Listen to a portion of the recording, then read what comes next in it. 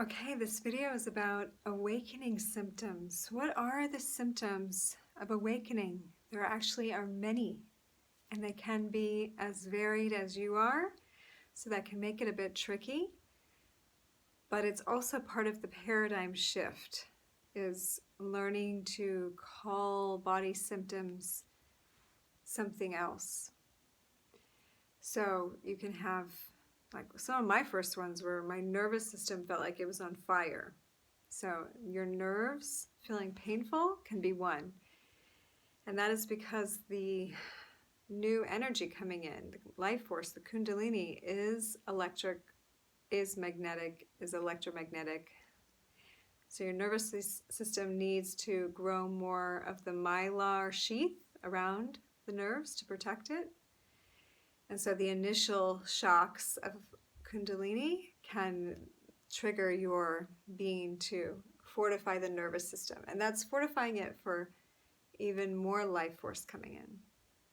So it can also be headaches as you receive the pressure, tailbone as a lot of times tailbone or low back, when that kundalini is maybe a little stuck wanting to go up, it can cause your whole back to ache.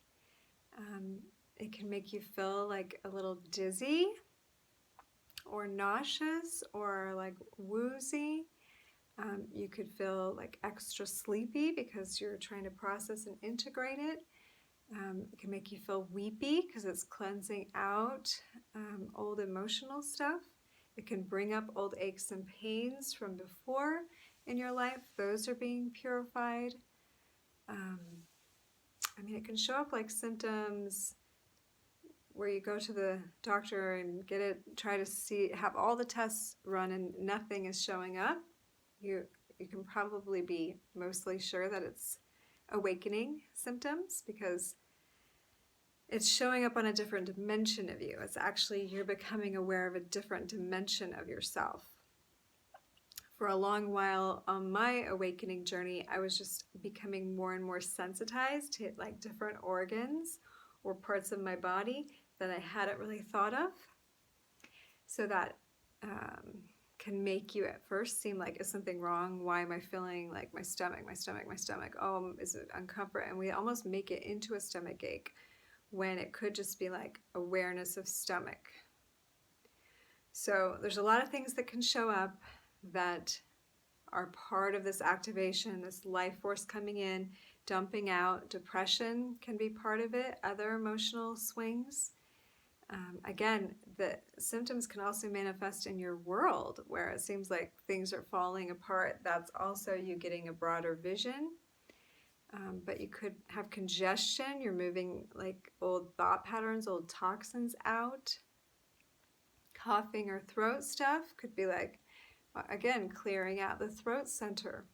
That initial shoot of kundalini can feel like lightning and it can feel ecstatic, but it can leave us feeling kind of drained and as if we need to recover, or we are a little bit hungover, or we're achy or fluey, and that's because we got that rush of that God energy, that source, that life power, and now it sees what work has to be done. So we're going to be in the after effect of that initial burst, and then each time it goes back in and works an area, that's also going to produce symptoms of its own. And then we also have the whole earth going through it in waves. So there'll be a collective symptomatic wave as well. So you could be like resonating with a large other group of people that are experiencing a certain thing and everyone's experiencing it. Like I'll talk to people and everyone will have like the neck pain at the same time.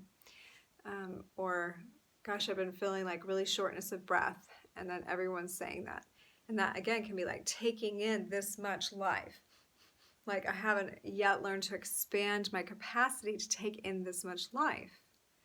Or the neck, like we're having to really get our heads on straight so we can carry this much awareness on our shoulders and walk around with it. So it feels heavy collectively that way. So I hope this is helping. It can almost be any symptom that you can think of.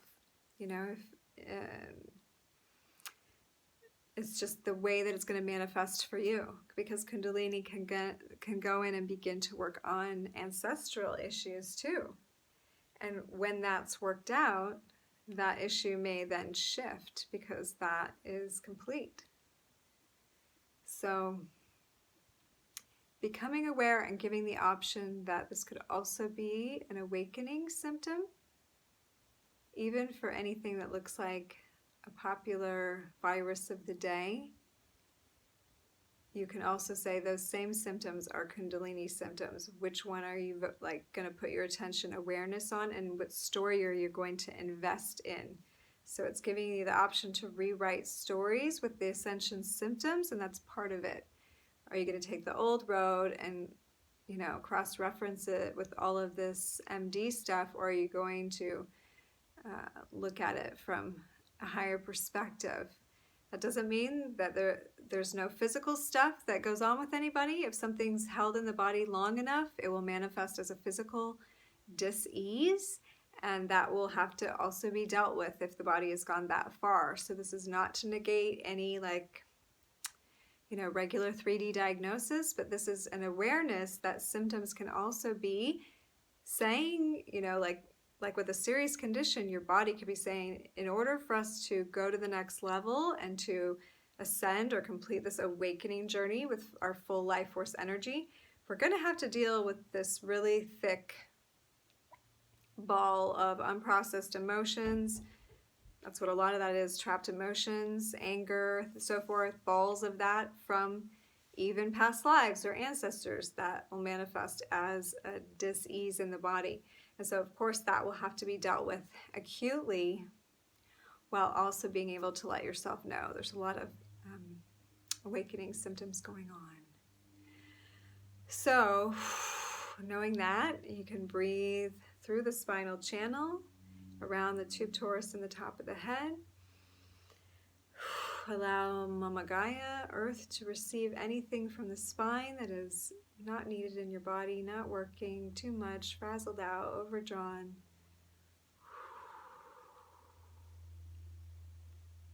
Just feel that releasing. Like you've just turned on the base valve and you're just going to let anything that's not supportive at this time, either side of the line, and then we're also going to allow Mama Gaia to fill us up energetically as well, in gratitude. So I just want to mention a few other things, that dream things, like having weird dreams or repeating dreams, is also something that can be a sign, and you can be actually receiving important information during that time. So if that is happening, you might just start keeping a dream journal.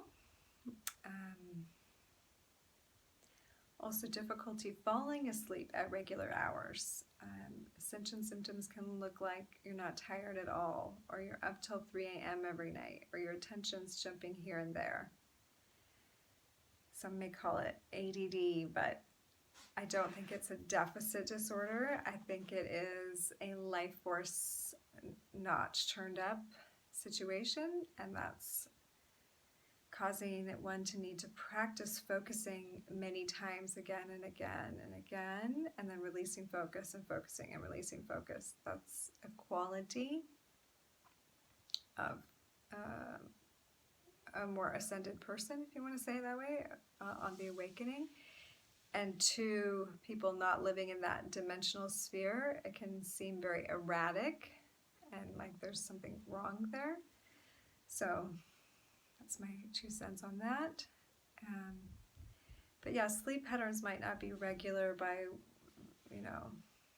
scientific measurements. Or, people used to have 2 sleeps.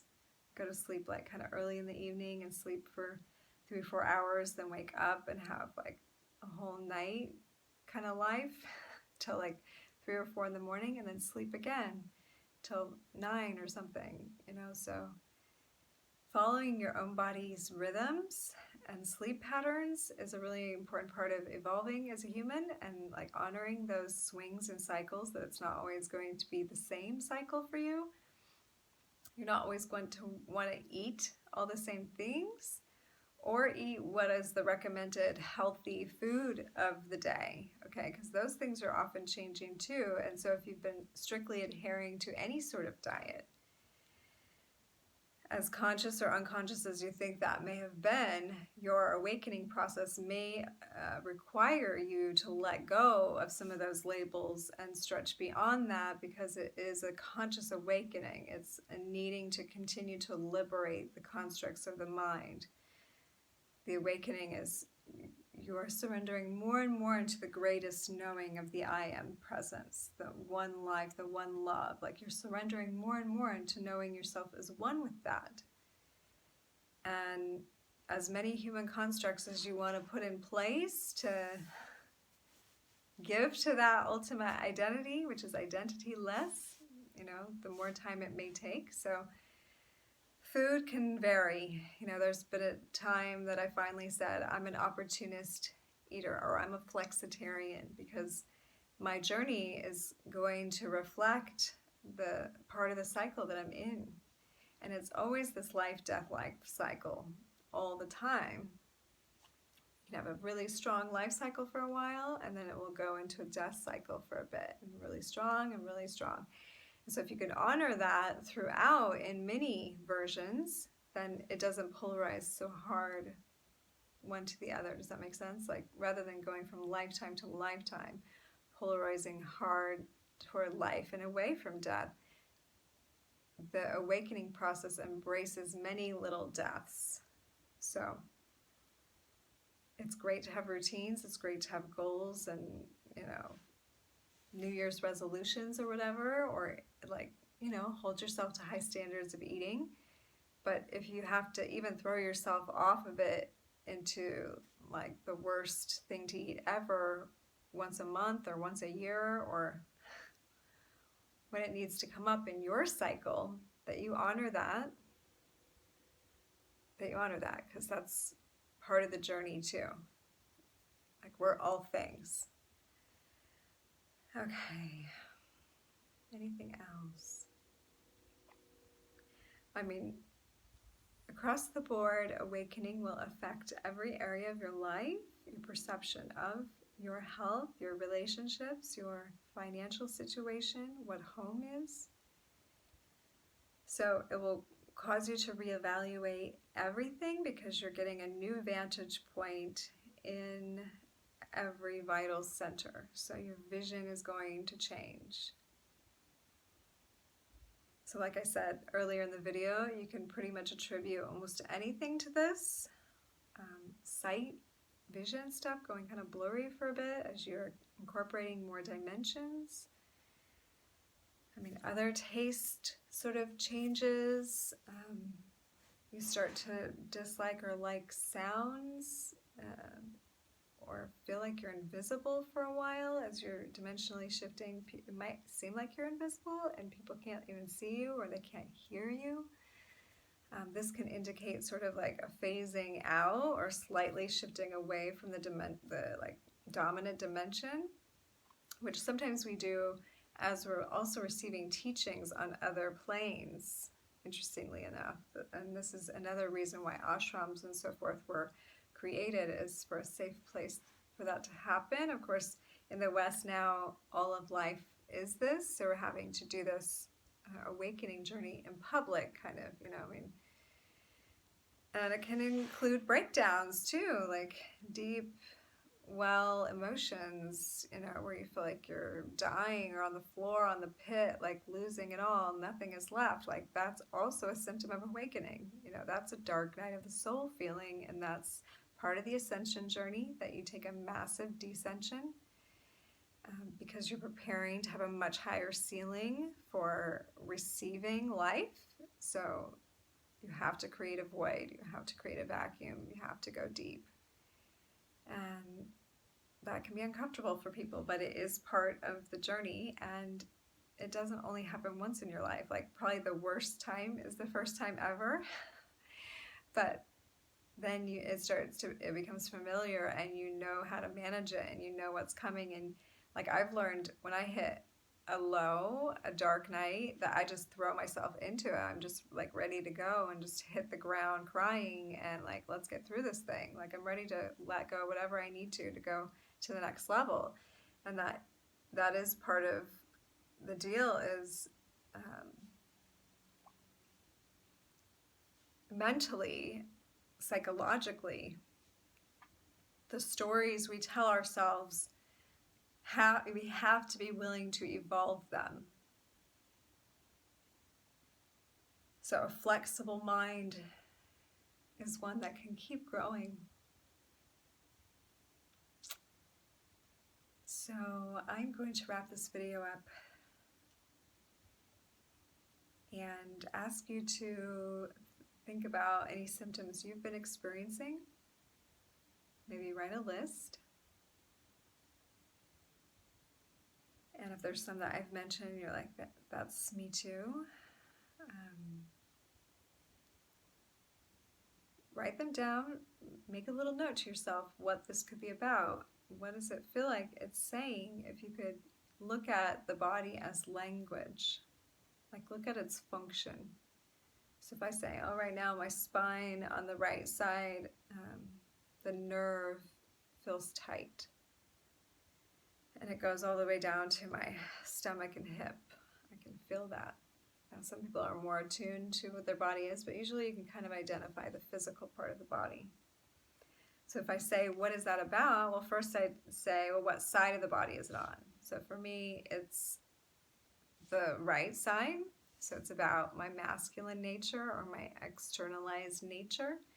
And that nerve along the spine is vagus nerve, and it is reflecting the Kundalini, and it's a little tense, so that can also mean more trying to come in and not having the bandwidth for it, so it's sort of shrunken down, so needing to like stretch into that bandwidth so I can receive more fully into my masculine, which is also in the material world, can be like receiving physical support,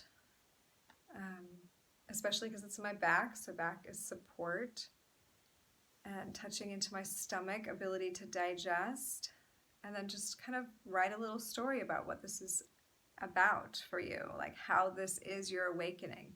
So think about now, what part of my awakening am I at? Well, I'm just starting to learn to digest a new layer of support for myself. That's my interpretation of myself. And we're constantly doing this. You know, you awaken and then you keep awakening to other layers of yourself. So the first one is the most profound because it's so different than being asleep or not having your life force vitalized. You know, some people have stayed awake their whole life. There's few, but some have, whose childhood was never stifled, who was able to fully express the self all the time and stayed very childlike into their adult nature. This is someone who never had their Kundalini having to be awakened because it never was suppressed and never went to sleep again. I grew up in a very religious setting, and I was like kind of stopped from that growth, and I had to reestablish my connection with it. So whenever you reestablish connection, it's like the hose has been backed up and it's got to push a lot of debris through before it reaches that pure state. But then every time there's an increase in force and pressure, everything expands to take that in. So you've got to accommodate it in your body, in every part of your body, and our body will speak. If there's hesitation taking life force into somewhere, it speaks with tension. So think of your body being like, whoa, whoa, that's too much. Like, I don't have room right now in my hip. It's tightening up. Like, why don't I have room in my hip? What do hips do? You know, for women, I think hips are sensual nature. They hold the sensuality. They are where the womb space is and the ancestry of this divine woman. So that hurts. Life force isn't there. Like sensuality isn't being embodied, expressed, owned, or sexual nature. So you can listen to what the body's saying and begin the awakening translation. So this might be something you want to listen to several times. If you have any questions about this, make a note to yourself, and you can always email me your questions, stagiabliss@gmail.com.